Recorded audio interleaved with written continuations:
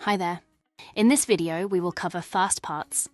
The fast parts feature in TechMan allows you to quickly add commonly used products to a job, helping to speed up the job creation process and streamline your workflow.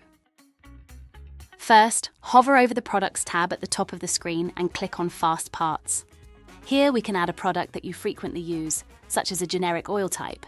Start by typing the product number in the box to the left and choose the product, then click Add. Now load up a job. Scroll down to Products and click on the lightning symbol. From here you can see the newly added fast parts. You can filter by subcategories in the top right-hand corner to find your parts easier.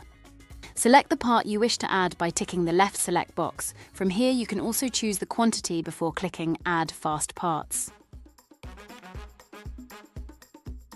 Thanks for watching. Be sure to use this easy method to save time using the Fast Parts feature. Also check out our other videos or visit the Help Center to contact our support team for additional support.